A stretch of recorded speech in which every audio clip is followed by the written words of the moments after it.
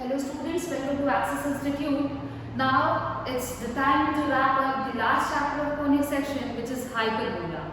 Previous chapter में हम लोगों ने क्या क्या देखा था कि what is hyperbola, what does hyperbola look like, hyperbola के क्या क्या parameters होते हैं, what are the coordinates of parameters, what are the equations of parameters, along with that कुछ छोटे-मोटे से questions. And one more important topic was position of point with respect to hyperbola. अगर हम लोग एक छोटा सा क्वेश्चन करें, the most basic question is कि a hyperbola has dash number of vertices and dash number of foci. So what will be your answer? Obviously, answer will be that hyperbola has two different foci and two different vertices. Start करते हैं एक और question में. We have to find the equation of hyperbola whose conjugate axis is 7 and it passes through point 3, minus 2. Okay. Sorry. Let the equation of the hyperbola be x square by y a square minus y square over b square is equal to 1. So here over conjugate axis, length of conjugate axis is represented by 2b, right? 2b is equals to 7 and from here we can say that b is equals to 7 by 2. Okay. Now all we need to do is, if we are able to find, somehow if we are able to find the value of a, then we can find the equation of ellipse and if hyperbola, and if we are able to find the equation of hyperbola, from there we can find all the different parameters, be it vertices, foci, eccentricity, directrix, anything. So now this hyperbola, this particular hyperbola passes through point 3, minus 2. That means the equation of hyperbola must satisfy this point. So we can say the 3, minus 2 point will satisfy the equation. So if we substitute the value of x as 3 and y as minus 2, we will get an equation. 9 by a square minus 4 over b square is 49 by 4. 49 by 4 into 4 is equals to 1, and from here over we can find the value of a. And if we are able to find the value of a and we will put the value of a in the equation of hyperbola along with that value of b, we will be able to find the equation of hyperbola. And if we are able to find the equation of hyperbola, from there we can find the foci, vertices, directrix, eccentricity, anything. Okay. Now, if till now whatever we have discussed is the center of the hyperbola lies at origin. Okay. Now, if we move the hyperbola, if we shift the equation, if we shift the hyperbola to some another point, then the equation will look like this. And in the very first video we have discussed what are the conditions to check whether this particular second degree equation is representing hyperbola or not. So starting the first question, let's apply the method of completing the square. The equation is 16x square minus 9y square. Okay, let's begin with some smaller problem, that is question number 2, and after that we will proceed towards question number 1. Question number 2 is quite similar. The equation is this, okay. Adding 4 and subtracting 4 from both sides, we will get these three terms can be represented as x plus 2 का whole square is equals to y square plus 4. Is it clear? Okay. X plus 2 whole square minus y square over 4 is equals to 1.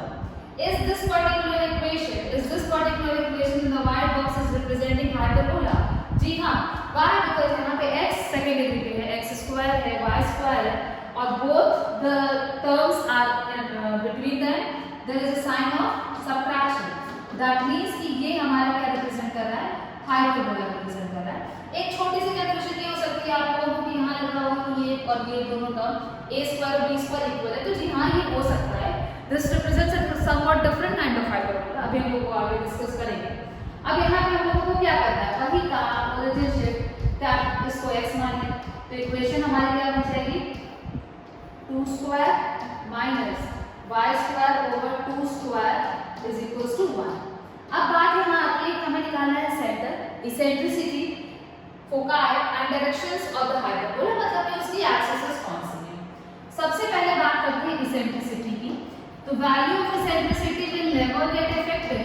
Eccentricity की value कभी भी effect नहीं होती है जब हम लोग ओरिजिन को शिफ्ट करते हैं, क्योंकि b will remain b and a will remain a।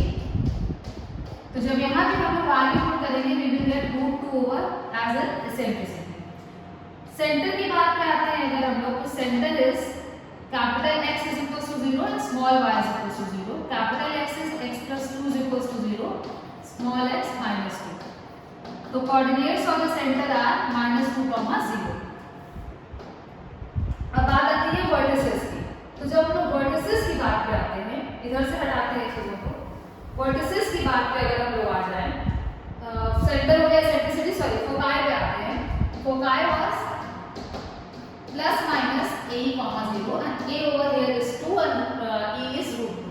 तो foci will become plus minus 2 √2, 0. Now this capital X is 2 √2 plus minus 1 and small y is 0. X plus 2 is 2 √2 and x plus 2 is minus 2 √2, right? So from here we can say x is equals to 2 √2 minus 2, and from here we can say x is equals to minus 2 √2 minus 2. So coordinate of the foci will be 2 √2 minus 2, 0 and minus 2 √2 minus 2, 0. ये हो गए आपके foci. रही बात कि इसकी direction क्या होगी, मतलब कौन टोटल हमें करना वही है कि हमें स्टैंडर्ड फॉर्म में कन्वर्ट करना और फिर ओरिजिन शिफ्ट करके नया आंसर निकालना है। डायरेक्शंस की बात करें तो ऐसे जब स्टैंडर्ड फॉर्म में रहता था तो transverse axis was x is equal to 0, conjugate axis y is equal to 0। मतलब कुछ ऐसा कि अगर हमारा हाइपरबोला ये बन रहा है तो x axis was representing transverse axis, right? तो ये ट्रांसवर्स एक्सिस हो गई, ये कॉन्जुगेट एक्सिस हो गई, बट यहाँ से हमें चेंज करना पड़ेगा and we will get x is equal to -2। तो directions will be x is equal to -2 and y is equal to 0। ये हो गया हमारा सेकंड पार्ट ऑफ क्वेश्चन। अगर आप लोग फर्स्ट पार्ट, थर्ड पार्ट, पहले तो अगर आप थर्ड पार्ट देखो तो third part is all on you कि आप लोग कैसे इसको कंक्लूड करते हैं। मैं इसको इक्वेशन को कन्वर्ट कर सकती हूँ। x² - 2x plus 1 minus 1 minus 3y² is equals to 8। इन तीनों क्वांटिटीज को मिला के लिखा जा सकता है x minus 1 का whole square minus 3y² is equals to 9। x minus 1 का whole square divided by 3 square minus y² over √3 square is equals to 1। ये हो गया आपका स्टैंडर्ड फॉर्म। अब यहाँ से आपको क्या करना है, x minus 1 को कैपिटल X लेट करना है और उसके बाद सेम प्रोसीजर जैसे कि हम लोगों ने पार्ट नंबर 2 में प्रोसीड किया था, वहां से हम लोग इन सारी चीजों के अलावा अगर आपको direct rates, length of transverse axis, length of conjugate axis जो भी बोलेगा हम लोग सारी चीजें निकालने के केपेबल है। अब बात करते हैं कि बड़ा वाला क्वेश्चन कैसे करेंगे। बड़ा वाला क्वेश्चन है 16x² minus 9y² plus 32x plus 36y minus 164 is equals to 0।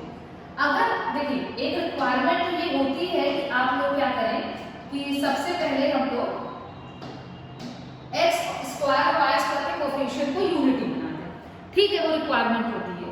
लेकिन अगर हम लोग यहाँ पे सिर्फ ये देखें x y टर्म्स देखें, ठीक है, तो हम लोग एक तरफ करके देखते हैं 16x² plus 32x y² वाला टर्म y को एक साथ देखते हैं और कांस्टेंट टर्म को राइट साइड पहले से देख लेते हैं, ठीक। इन दोनों टर्म में से देखा जाए तो 16 कॉमन निकलेगा, अंदर बचेगा x² plus 2x। इसी में हम लोग +1 -1 कर दें, ठीक। माइनस 9 कॉमन निकाले, अंदर बचेगा y² minus 4y बचेगा। इसी में हम लोग +2 -2 कर लें, अब इक्वल टू 164 है, कोई बात नहीं। 16 टाइम्स इस पूरे को हम लिख सकते हैं x + 1 का whole square -1 minus 9 times y minus 2 था, 2 का स्क्वायर 4, सॉरी, y minus 2 का whole square minus 4 is equals to 164। क्या हम लोग इसको ऐसे लिख सकते हैं? तो जी हाँ, बिल्कुल लिख सकते हैं।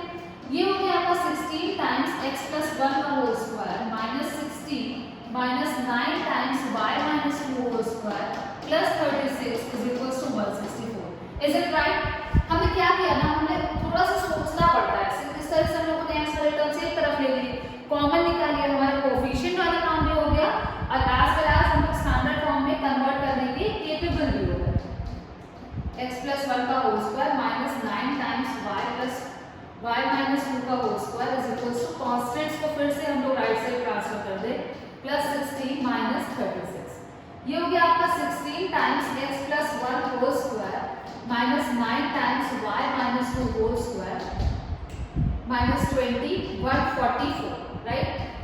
144 से थोड़ा थोड़ा डिवाइड कर दे क्योंकि राइट साइड में हमको 1 चाहिए, माइनस y minus 2 का whole square over 16 is equal to 1 और ये इक्वेशन आपकी हो गई। अब आपको क्या करना है, x plus 1 को कैपिटल X लेट करना है और y minus 2 को कैपिटल Y लेट करना, और आपका जो इक्वेशन है, आपका जो क्वेश्चन है वो स्टैंडर्ड फॉर्म में कन्वर्ट हो चुका है।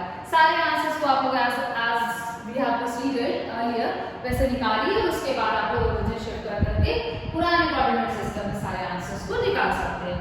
तो दिस इज ऑल अबाउट कि जब हम लोग हाइपरबोला में इससे बड़ी इक्वेशन भाई क्या लिखेगा, इससे बड़ी इक्वेशन कुछ नहीं दी जा सकती है, टर्म्स कांस्टेंट मतलब कोफिशिएंट्स थोड़े बड़े कर देंगे। तो ये हो गया हमारा बेसिक काइंड ऑफ क्वेश्चन। बाकी ओरिजिन शिफ्टिंग पे भी हम लोगों ने थोड़ा बहुत ध्यान दिया। अब बात आती है कि कहीं पे आपने हमेशा देखा कि कुछ इक्वेशन ऐसे आती है हाइपरबोला की, right. Most of the question में a wasn't equal to b, बस एक अभी क्वेश्चन आया था जहां पे a b के इक्वल हो जा रहा है। तो मैंने बोला था कि we will discuss this kind of thing, कब a b के इक्वल होने का क्या मतलब है। मतलब हाइपरबोला रिप्रेजेंट करने के लिए देखिए, अगर सर्कल रिप्रेजेंट करना है, सर्कल से शुरू करते हैं तो दोनों x स्क्वायर y स्क्वायर होगा, दोनों के बीच में प्लस होगा और दोनों के कोफिशिएंट्स भी इक्वल होंगे। हाँ, अगर एलिप्स आता है तो दोनों स्क्वायर होंगे, दोनों के बीच में प्लस होगा, लेकिन दोनों के कोफिशिएंट्स इक्वल नहीं होंगे। वाई बिकॉज अगर कोफिशिएंट्स इक्वल हो गए a स्क्वायर b स्क्वायर तो वो सर्कल रिप्रेजेंट करने लगेगा। हाइपरबोला के केस में बीच में माइनस का साइन आता है, कोफिशिएंट्स में और मे नॉट बी इक्वल। तो जब हमारा a b के इक्वल हो जाता है तो वहां पे क्या होता है, तो जब हमारा a b के इक्वल हो जाता है तो that hyperbola is known as rectangular hyperbola. When the transverse axis of a hyperbola is equal to conjugate axis, then that hyperbola is known as rectangular hyperbola or equilateral hyperbola. Why equilateral hyperbola? Equilateral triangle आपने पढ़ा होगा जहाँ पे सारी चीजें equal होती हैं। तो यहाँ पे भी दो तरह की एक्सिस थी, transverse axis और conjugate axis, and both the axes are equal over here. So the hyperbola whose transverse axis is equal to conjugate axis is known as rectangular hyperbola, and standard form of the hyperbola is u, because we have substituted b as equal to a. तो यही answer मिला था हम लोगों को एक question में भी, लास्ट क्लास क्वेश्चन में जहाँ पे a b के इक्वल आ रहा था। तो this particular equation also represents hyperbola, and this kind of hyperbola is known as rectangular hyperbola or equilateral hyperbola. आगे बढ़ते हैं, बहुत ही बेसिक सा question.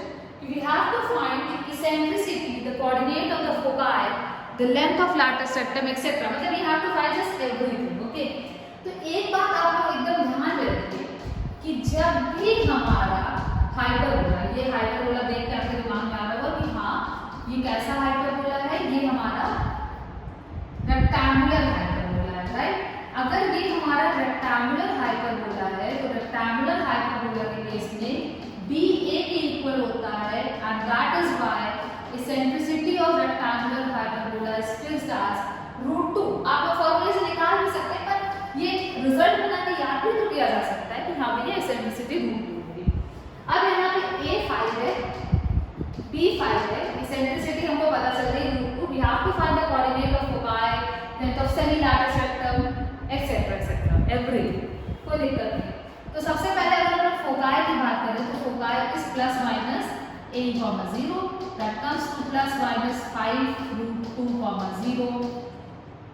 lateral septum length was 2b square over a, that comes to 2 into 5 into 5 upon 5, that comes to 10, and this is the length latus rectum we have to find the length of semi-latus rectum. So semi-latus rectum will be the length of semi-latus rectum will be half of the length of latus rectum, that is equal to 5 units.